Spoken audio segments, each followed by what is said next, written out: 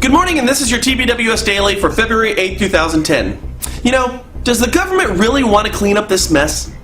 Consider this. Like many other banks, Indymac closed its doors and was seized by the FDIC in July 2008. The assets of Indymac Bank were sold to One West Bank by the FDIC in March 2009. Well, guess who owns One West Bank? That would be Goldman Sachs VP Stephen Mnuchin and big-time Sachs investors and billionaires George Soros and John Paulson. John Paulson, of no blood relation to ex-Goldman Sachs CEO Hank Paulson. He would be the ex-Secretary of the Treasury. All current residential mortgages were purchased at 70% of the par value. All HELOCs were purchased at 58% of the value. But just to make sure the One West guys are feeling all cozy and warm, the FDIC decided to step up and cover between 80 and 95% of the losses they might incur from any of those naughty Indymac mortgage homeowners. So you're probably asking yourself why we think that you should know this.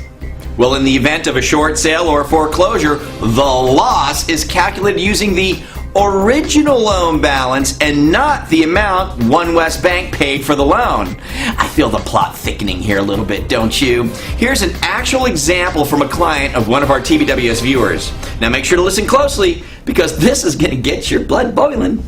Take an actual loan amount of $478,000 plus 6 months of missed payments for a grand total of $485,200. One West Bank paid $334,600 for that loan. Okay, now the underwater homeowner has an all-cash offer that nets $241,000 to One West Bank. Stick with us now.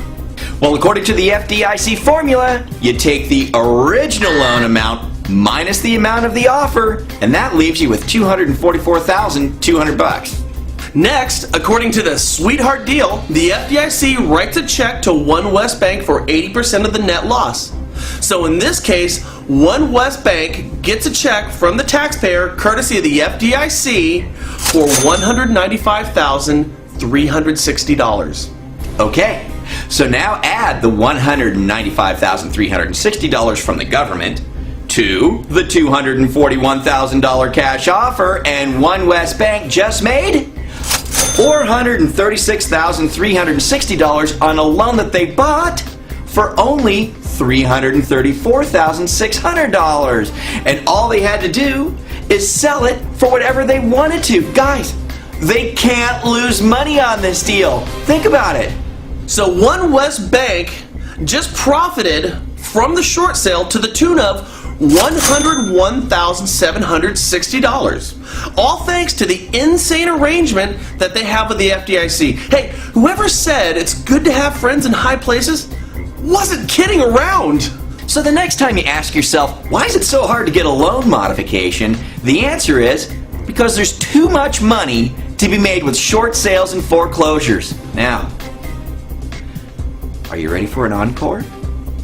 Now remember, even though One West Bank profited by over $100,000, the house was still sold for less than the full loan amount. In this actual scenario, the borrower was forced to sign a promissory note for $75,000 with One West Bank. So who really pays in the end? Well, we'll just let you decide.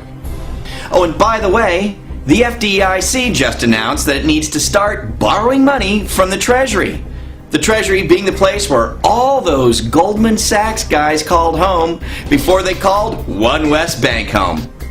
If you're as mad about this as me and Frank are, share this video with everyone you know. Help us reveal where the real problems lie in the industry that we all care so deeply about.